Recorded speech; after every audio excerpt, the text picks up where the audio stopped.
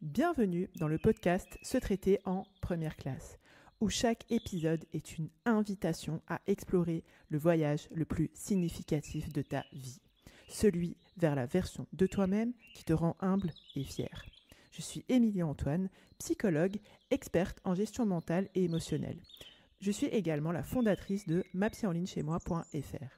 Ici, nous croyons fermement que se traiter en première classe n'est pas un caprice, mais un acte d'amour et de considération envers soi-même et envers autrui.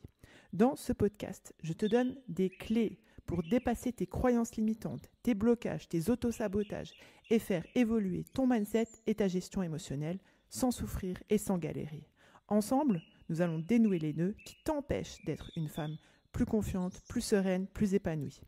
Avec ma méthode innovante, testée et approuvée, qui allie la profondeur de la psychologie, un coaching de déclic impactant, garantie sans blabla, new age sectaire ésotérique, je t'apprends et t'accompagne pour que tu puisses développer une relation saine et authentique avec toi-même et avec les autres. Se traiter en première classe commence maintenant. Tu vois ces moments où tu as l'impression que la connexion entre ton corps et ton esprit, elle a besoin d'un petit redémarrage, un peu comme quand tu rebootes ta Freebox un jour de pluie. Tu sais aussi ces moments où sans crier gare, tu te surprends à réagir complètement à côté de la plaque, une toute petite remarque et bam, c'est comme si tes émotions décidaient de sortir en freestyle total, souvent au pire moment possible. Et ce feeling d'être une actrice, mais une mauvaise actrice qui joue un rôle, mais qui n'est pas vraiment en phase avec le scénario. Et bien sûr, le scénario est toujours inspiré de Spielberg, of course. Tu fais des choses qui ne collent pas avec ce que tu es vraiment au fond de toi. C'est comme si tu avais un script, mais c'est pas le tien. Et peut-être même que, et là c'est plus grave, je pense, que des événements graves qui, avant, t'auraient fait bondir d'indignation ou pleurer toutes les larmes de ton corps, et maintenant, tu les regardes sans rien ressentir, comme si tu étais devenue une spectatrice un peu trop cool. J'irai pas jusqu'à dire que c'est le mal du siècle, mais c'est en fait extrêmement courant. Il faut dire qu'entre les responsabilités, les bagages, les valises qu'on se trimballe, etc., souvent, on fait ce constat qu'on arrive à un moment de notre vie où on est coupé de nos émotions. Bienvenue dans l'épisode 110 de l'émission Se traiter en première classe. Dans cet épisode, on va voir ensemble qu'est-ce qui peut créer justement cette déconnexion émotionnelle. L'idée, c'est que tu puisses, si c'est ton cas ou si tu vois une personne de ton entourage qui traverse ce genre d'épreuve, développer de la compréhension, de l'empathie bien sûr, que ce soit vis-à-vis d'une autre personne ou vis-à-vis de toi-même. Parce que je pars du principe que quand on comprend les tenants et les aboutissants d'une situation, quand on voit les raisons possibles pour lesquelles on pourrait se sentir justement coupé de ses propres émotions, ça permet enfin de se donner l'opportunité, un premier pas pour dépasser ce malaise, cette incompréhension, cette honte, voire même cette gêne qu'on ressent, cette culpabilité, ce jugement en fait. Alors la première, le truc le plus grave peut-être, je dirais, même si franchement tout est grave, mais souvent l'une des raisons principales pour lesquelles tu peux te sentir coupé de tes émotions, cette raison, elle est liée au traumatisme passé. Et je sais que quand je parle de traumatisme, on a tendance à s'imaginer, entre guillemets, des trucs de ouf, si je peux dire ça comme ça, mais j'en parlais avec une patiente en coaching la semaine dernière. Elle me parlait du lien avec sa mère, etc. Et elle m'expliquait que quand elle était enfant, sa mère, elle lui avait gentiment expliqué qu'elle n'était pas capable de lui faire des câlins, etc. Ce qui est, elle avait conscience de ça, mais que du coup, toute son enfance, elle avait reçu très peu d'affection. Et du coup, ça, c'était un gros traumatisme pour elle. Ça a eu des grosses conséquences, même si elle a connu la raison, etc. N'en est-il pas moins qu'en tant qu'enfant, elle s'est juste... elle est tombée dans un espèce d'abîme intérieur émotionnel. Quand on traverse des événements difficiles, traumatisants, notre esprit, notre cœur, notre âme, si je puis même dire, il met en place des mécanismes de défense. Pourquoi ? Pour nous protéger de cette douleur, de cette souffrance intense. Et l'un de ces mécanismes, c'est ce qu'on appelle en psychologie la dissociation émotionnelle. Qu'est-ce que c'est la dissociation émotionnelle ? C'est ce mécanisme en fait où on se coupe de nos propres émotions, de nos propres sentiments pour justement pas ressentir cette souffrance et continuer à vivre. C'est vraiment une réponse de survie naturelle, si je peux dire ça comme ça. Sur le coup, ça marche bien, si je puis dire, mais à long terme, souvent, ça entraîne un espèce de sentiment de vide émotionnel, d'engourdissement, de non-réponse, de Robocop party, si je puis dire. Je vais vous donner plusieurs exemples, en fait, pour voir vraiment de quoi il en ressort concrètement. Je vous donne l'exemple d'une femme, donc c'est vraiment inspiré de situations sur lesquelles j'ai accompagné des patientes. Là, je vais toujours dire une femme pour protéger l'anonymat, etc. Donc là, on prend ce que je vous disais là, l'exemple d'une femme qui n'a pas reçu d'affection de sa mère, d'accord ? Je vais vous développer ici. Grandir sans câlin, sans mots tendres, sans ce sentiment en fait de sécurité affective, ça laisse une empreinte profonde, d'accord ? Et l'enfant, qu'est-ce qu'il fait dans ces moments-là ? Pour se protéger de la douleur, souvent, il met en place une espèce de carapace émotionnelle. Bon, je dis enfant, hein, mais ça, c'est quelque chose qu'on voit aussi, c'est un mécanisme de défense qu'on voit aussi chez les adultes, en mode « ça me touche pas, je m'en fiche ». C'est genre de trahison, j'allais dire, de phrases qui trahissent, généralement, qu'est-ce qui est en train de se passer ? Et avec le temps, cette stratégie d'évitement, elle amène souvent à se couper des émotions, certes négatives, mais aussi positives. C'est là où ça rend par exemple difficile la connexion avec ses propres enfants ensuite ou avec son mari, avec son partenaire. Et du coup, quand on fait ce constat-là, on peut se sentir complètement incapable d'exprimer à son tour de l'amour, de l'affection, non pas parce que tu le veux pas, mais parce que tu ne sais pas ou tu ne sais plus comment faire. Et ce manque de connexion émotionnelle, ça peut forcément entraîner des difficultés dans la vie de couple, dans les relations avec les enfants, et puis un sentiment profond de solitude et un profond vide intérieur, un profond sentiment de vide intérieur. Je vais donner un autre exemple, encore une fois, fort malheureusement. Et le mot est faible, inspiré de faits réels. Imagine une femme qui a été abusée par un oncle. Donc quand je te parle d'abus, je parle d'abus sexuels, d'accord ? Et le traumatisme, il est souvent encore bien plus intense et complexe. Et déjà, il y a ce choc de la trahison de confiance envers un membre de la famille qui peut amener à un repli sur soi, à un blocage émotionnel. Et puis souvent, en tout cas dans le cas précis auquel je pense là, le fait d'avoir parlé, de ne pas avoir reçu de soutien de la part de la famille, voire même il n'a rien été fait. Et pour survivre à ce traumatisme-là, souvent, les femmes dans ce cas de figure-là, parce que malheureusement c'est très très fréquent, elles développent une espèce de dissociation. Quand je dis malheureusement c'est fréquent, je parle des abus, hein, pas des femmes. Alors pour survivre sur le coup, parce que c'est tellement dur, parce qu'il y a cette trahison dans le corps, cette trahison dans le lien familial, et puis le fait de ne pas se sentir soutenu, défendu par ses parents, etc., souvent on voit cette dissociation émotionnelle qui apparaît comme mécanisme de défense. Et ce détachement, en fait, qu'est-ce qu'il permet ? Il permet de survivre sur le moment, mais aussi à long terme. Et ça, encore une fois, ça engendre une incapacité à se sentir en sécurité dans les relations. Du coup, parfois, du mal à se marier ou alors être avec un homme sans partager d'intimité émotionnelle, etc. Avoir des difficultés de manière générale, en fait, à partager de la confiance, de l'intimité, avoir même peur de cette intimité-là. Et puis surtout le fait de vivre avec des flashbacks extrêmement douloureux qui souvent en fait plongent constamment les personnes dans une période extrêmement douloureuse de leur vie. Et forcément, accolé à ça, il y a souvent énormément d'isolement, d'anxiété, de dépression, et puis vraiment l'impression d'être déconnecté de son propre corps et de ses propres émotions. Et je vous donnais un exemple un peu moins violent, mais franchement, j'aime même pas dire ça parce que je pense qu'il n'y a pas d'échelle, si je puis dire. Mais on observe aussi que les femmes qui ont été harcelées à l'école, les personnes de manière générale, alors oui, certes, je sais, ce traumatisme, il peut paraître moins grave aux yeux de certains, mais les conséquences émotionnelles, elles sont bien réelles. Subir des moqueries, de l'humiliation, de la violence physique, ça laisse des cicatrices invisibles, mais profondes.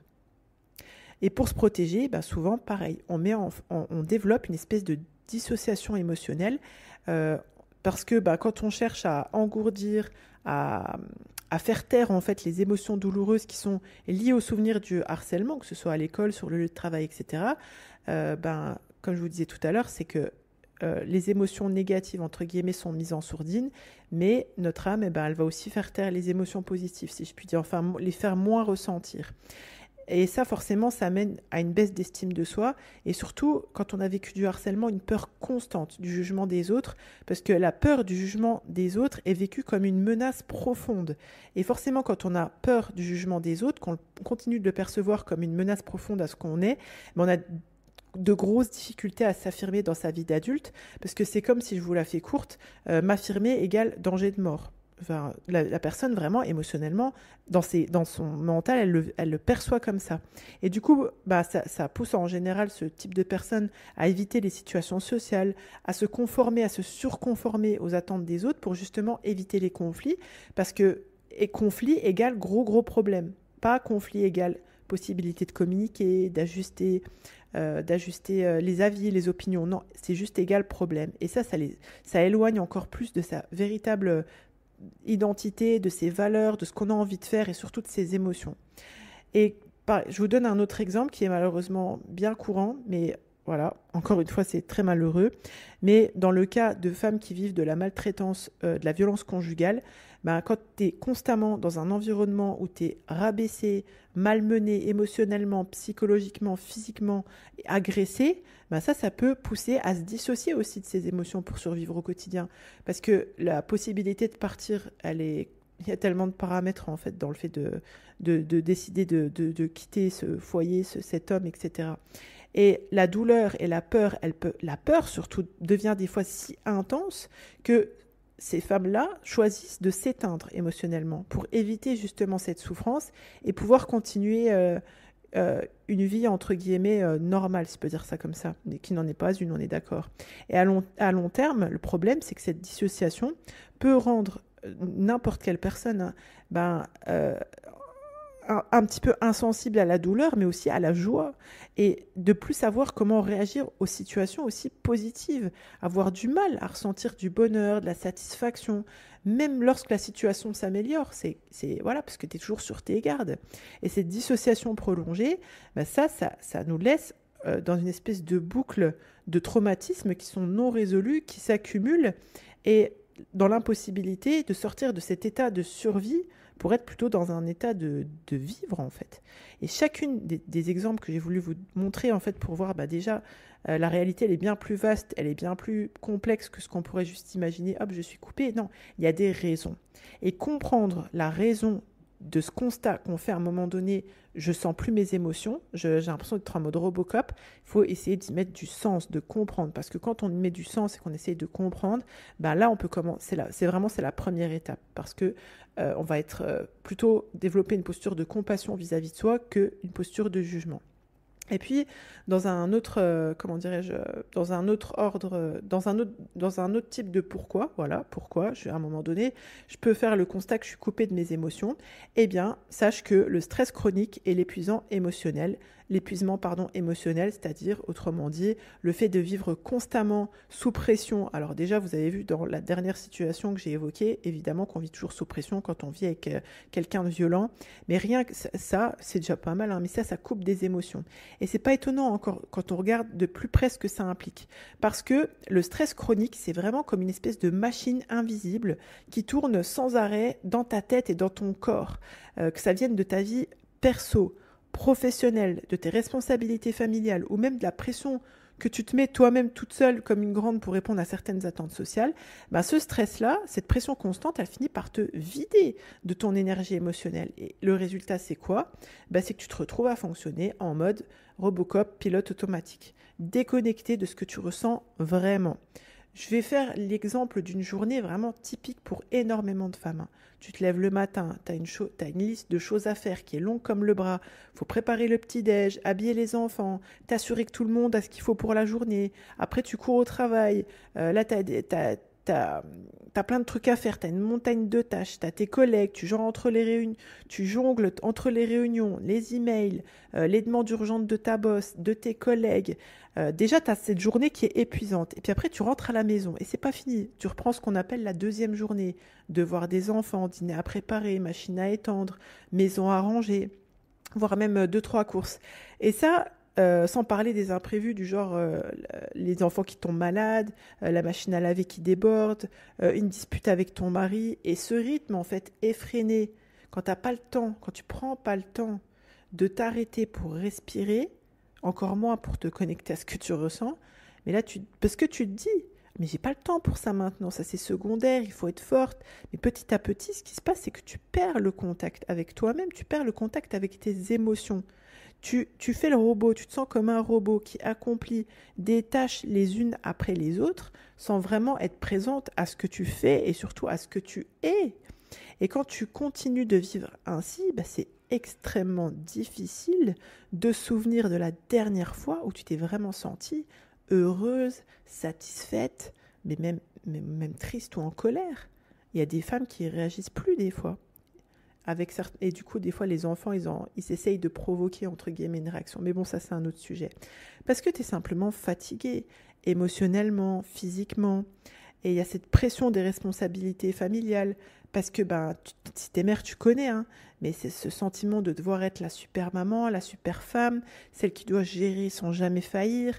Si tu t'occupes seule des enfants parce que ton conjoint il est absent ou que tu es divorcé, etc., et qu'en plus, faut toujours jongler avec le travail et la maison sans relâche, tu te lèves tôt, tu te couches tard en espérant que tout soit sous contrôle, mais au fond, tu te sens épuisé, vidé, déconnecté. Tu fais tout par habitude.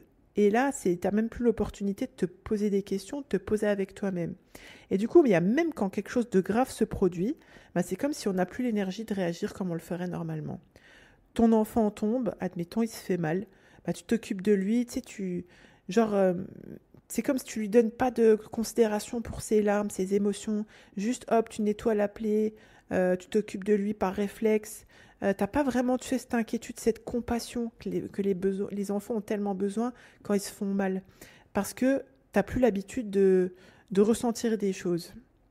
Et la gestion dans notre société, il faut dire aussi une chose, c'est que cette pression pour être parfaite, d'avoir une vie instagrammable ou que sais-je, donc parfaite au travail, parfaite à la maison, parfaite dans les relations, il y a ce truc des fois où on se sent obligé tout le temps de dire oui, d'être celle sur qui on peut compter, celle qui organise des brunchs, celle qui rend les services, celle qui est présente sur tous les fronts, sans jamais bien sûr montrer une once de fatigue ou d'épuisement ou demander toi-même des services.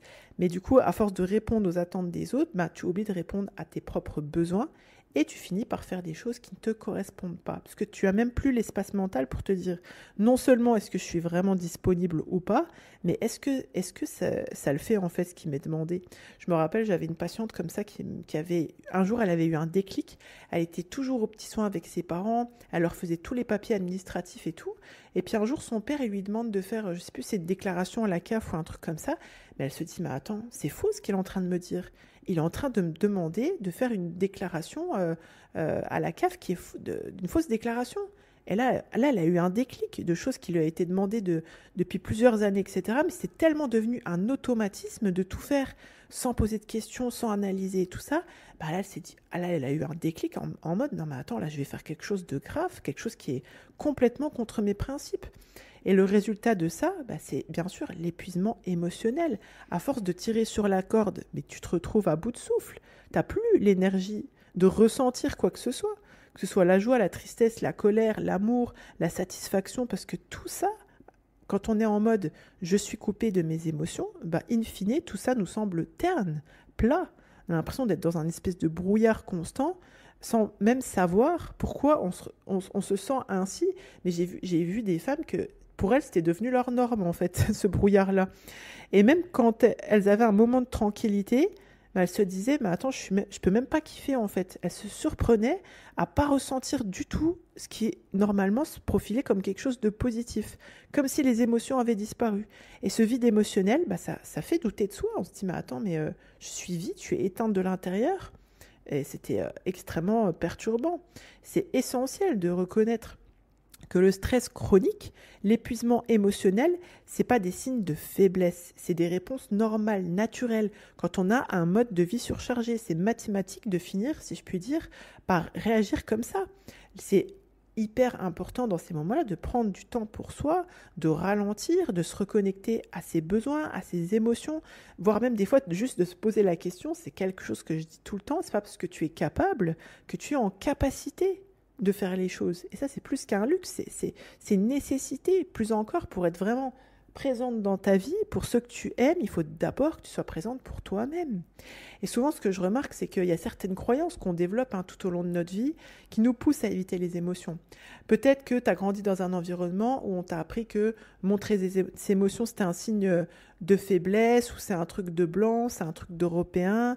Tu as entendu des choses comme ça, c'est pleurer, c'est pour les faibles, garde la tête haute quoi qu'il arrive, nous on est des femmes comme ci, ou nous on est des femmes comme ça, on gère pas comme ça.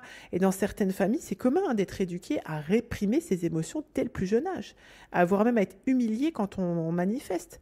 On apprend que l'expression de la colère, de la tristesse, attention quand je te dis la colère, je ne parle pas d'éclater les verres sur les murs, même de dire voilà je suis en colère, même de la joie, c'est pas acceptable. On t'a peut-être dit des trucs du genre faut garder tes émotions pour toi, ou ne pas faire trop de vagues. Et ces messages-là, reçus encore et encore, mais ça s'ancre profondément et ça devient vraiment des croyances bien ancrées, des disquettes limitantes.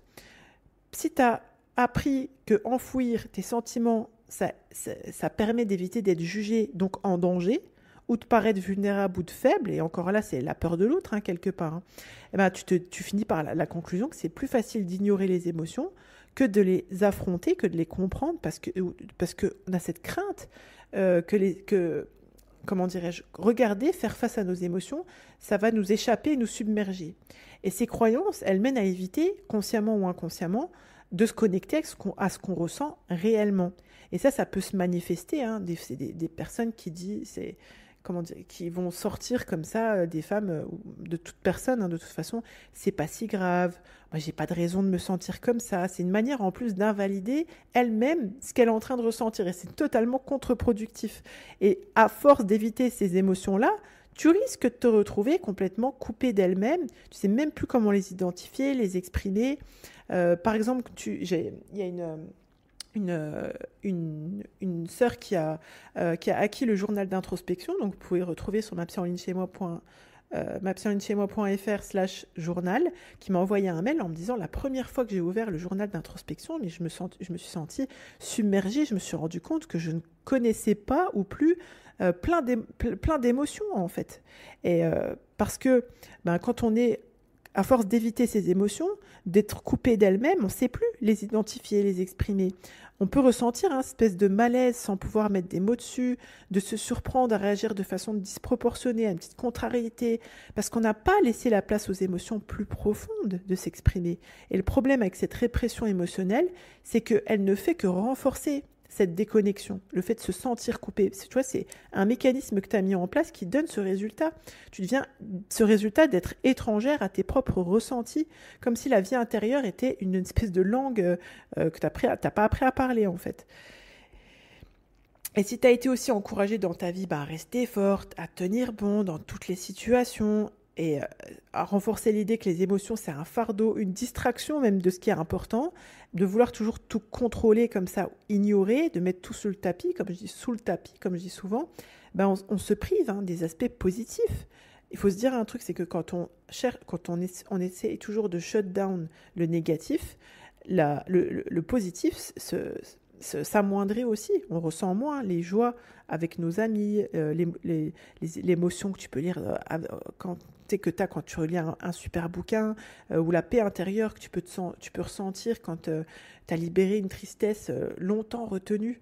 Et les normes sociales et culturelles, forcément, elles jouent un rôle dans cette manière de vivre nos émotions, parce que clairement, il y a des cultures qui valorisent la maîtrise, le contrôle de soi, la suppression des émotions. Il faut être une battante, une warrior, une lionne. Mais ça, le problème, c'est que quand c'est fait de manière disproportionnée, ça amène encore plus à de la déconnexion émotionnelle. Et en tant que femme, il est souvent attendu que tu prennes soin des autres, que tu sois forte, résiliente, mais pas la vraie résilience, si je puis dire. Et du coup, tu as appris à réprimer tes émotions pour répondre à ces attentes. Et ça, au bout d'un moment, tu fais ce constat que tu es déconnecté de tes émotions.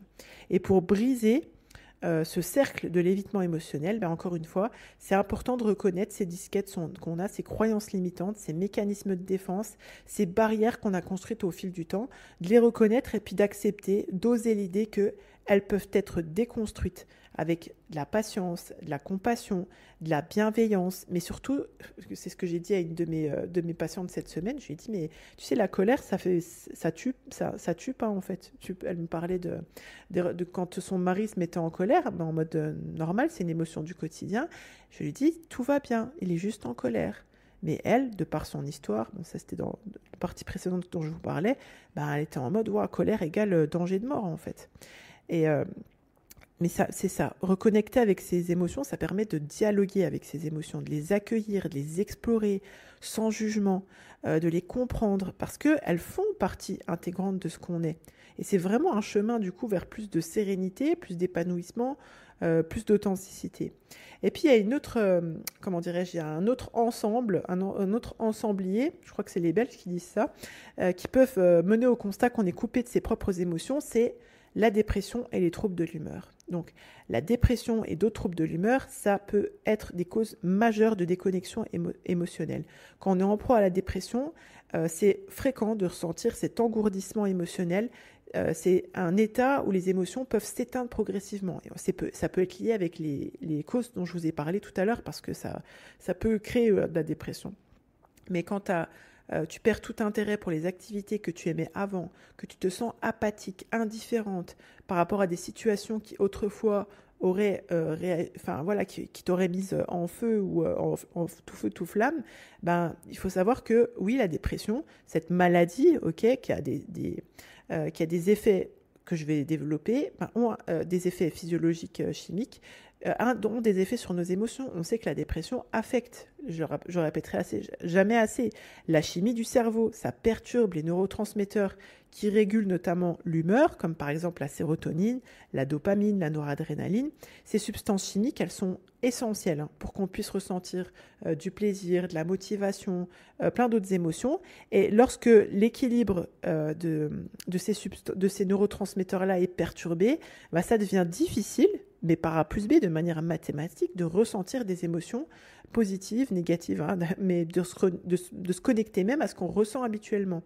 Et à la place, on se retrouve plutôt dans un espèce d'état de léthargie émotionnelle où tout semble sans goût, terne, plat, sans relief, un plat sans épices. La vie devient un plat sans épices, sans sel, sans poivre, rien du tout. Et la dépression est souvent accompagnée d'une fatigue extrême, bien sûr pas d'énergie. Ça rend encore plus difficile la gestion des émotions lorsque ton corps et ton esprit sont épuisés. C'est naturel, c'est normal d'avoir ce réflexe de se retirer émotionnellement pour économiser justement ces ressources mentales qui sont difficiles d'accès dans ces moments-là. Et du coup, ça crée un espèce de cercle vicieux parce que plus tu te sens déprimé, plus tu te coupes de tes émotions pour te protéger, ça aggrave encore plus, par conséquent, l'état dépressif. Donc la dépression, ça peut vraiment entraîner, aggraver même ce sentiment de vide, de détachement, parce qu'on a l'impression d'être à côté de sa vie, de ne pas vraiment y participer, comme je vous disais tout à l'heure, du mal à connecter avec les moments de joie, même de tristesse, de colère.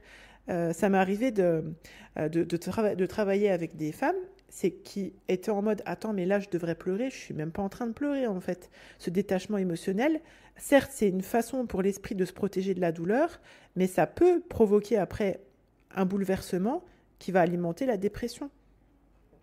Et forcément, dans le lot, comme je vous disais tout à l'heure, le problème, c'est que quand on coupe de ces émotions, entre guillemets, négatives, ça racle aussi sur les émotions positives. La dépression, il faut se dire, elle ne se contente pas d'assombrir l'humeur, elle déconnecte aussi de l'expérience sensorielle, émotionnelle, cette connexion qu'on a avec soi-même, avec ses sentiments. Et, je vous le disais tout à l'heure, reconnaître cet impact, c'est la première étape pour pouvoir justement chercher des moyens de se comprendre, de comprendre pourquoi on en est arrivé à là, de reconnecter avec ses émotions, souvent d'apprendre à faire avec ses émotions d'une manière différente de ce qu'on a appris à pas faire, à pas faire jusqu'à maintenant. Et là, c'est clair que la psychothérapie est indiquée, le soutien social, la méditation. D'ailleurs, vous pouvez retrouver sur mapseenlignechaismoi.fr/méditation pour justement te ramener ton attention sur le présent, sur ce que tu penses, sur ce que tu ressens.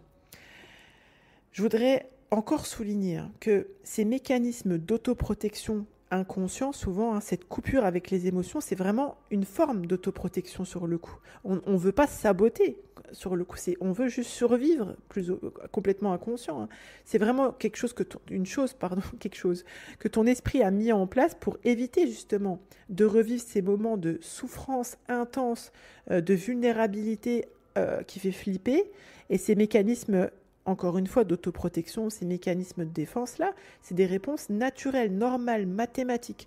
Quand on traverse des périodes de grande détresse, de traumatisme, c'est comme si, j'ai envie de te dire, on est programmé pour réagir comme ça. Ton esprit, il ferme les vannes des émotions pour te permettre de fonctionner malgré la douleur. C'est cette dissociation émotionnelle-là qui agit comme une barrière protectrice qui t'aide, d'accord, à ne pas te laisser submerger par cette souffrance. Et c'est ça qui nous permet en général de continuer à avancer dans la vie quotidienne. Et en ce sens, ce mécanisme, il est utile parce qu'il nous offre un moment de répit par rapport à des émotions qui sont trop intenses pour être gérées sur le moment où déjà sur ce moment-là, tu n'as plus de ressources. Mais à un moment donné, ce mécanisme-là, bien qu'il soit essentiel dans des moments de crise, dans l'instant T du traumatisme, si je puis dire, il peut devenir problématique lorsqu'il persiste bien au-delà de cette période où il est nécessaire. À un certain point, cette coupure émotionnelle, comme je disais tout à l'heure, qui à ce moment-là était une protection, devient une prison émotionnelle. Parce que continuer de se couper de ses émotions, même quand le danger où la douleur immédiate est passée, et c'est ce que je dis souvent aux femmes que j'accompagne, quand tu étais enfant, tu n'avais pas les ressources, mais prends conscience que tu es une adulte maintenant, et que tu es à un autre niveau. Et souvent, quand on continue à avoir des mécanismes de défense qui ne sont plus opportuns, ça nous empêche de guérir pleinement. Quand on reste dans ce mode de protection, de défense, on se prive vraiment de cette capacité de ressentir. Alors certes, la douleur, là tu vas me dire, mais Émilie, t'as pété un plomb. Non, je veux pas.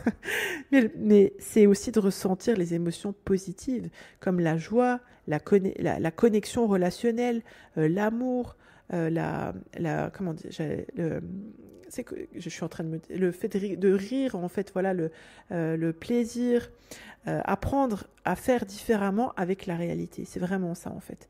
En reconnaissant que ce mécanisme d'autoprotection, ok, à un moment donné, il est utile, mais pas tout le temps. Il faut accepter que pour guérir, véritablement, même pour se rencontrer, pour vivre pleinement, il faut se permettre de ressentir à nouveau cette gamme complète des émotions. Ça fait partie de la vie ici-bas. Si tu n'as pas de up, tu ne ressentiras pas le down, si je peux dire. Si tu n'as pas le down, tu ne ressentiras pas le up. Même quand c'est inconfortable, c'est douloureux, ça ne te fait pas mourir en fait, d'accord ? Oser ressentir ces émotions, s'y confronter. Et encore une fois, vraiment, je t'invite, si ce podcast te parle, toi, il va peut-être t'aider à toi, te comprendre, toi, ou comprendre des personnes de ton entourage. Oui, une psychothérapie, c'est indiqué. Si tu veux augmenter ton intelligence émotionnelle, comprendre tes émotions, qu'est-ce que tu peux faire, les questions que tu peux te poser, je t'invite vraiment à te rendre sur mapsychenligne-chez-moi.fr/journal. Le journal d'introspection, c'est vraiment quelque chose qui, tu as le bon process pour envoyer ton cerveau dans la bonne direction par rapport pour le fait de lecture, de lire, de décrypter tes émotions. C'est vraiment quand tu oses en fait ressentir tes émotions, que tu t'y confrontes d'une manière mature, c'est un peu une manière de retrouver, si je peux dire ça comme ça, ton pouvoir personnel. C'est ça qui va te permettre de te reconnecter à toi-même, de comprendre ce que tu ressens vraiment et pourquoi surtout. Et ça peut t'aider à mieux, bien sûr, naviguer dans ta relation avec toi-même, avec les autres, à établir des limites plus saines, à exprimer tes besoins plus clairement, parce que quand tu affrontes, quand tu lis tes émotions, plutôt que les fuir, là tu te donnes la chance, l'opportunité plutôt, de transformer tes blessures en force, de mieux comprendre tes réactions et de cultiver en fait la vraie résilience émotionnelle. Et je sais, faire face à cette réalité, ça demande, c'est vrai, du courage. Ça demande d'accepter que la douleur fait partie de la vie. Mais vraiment, ce que je voudrais que tu retiennes, c'est que il n'y a pas de fatalité.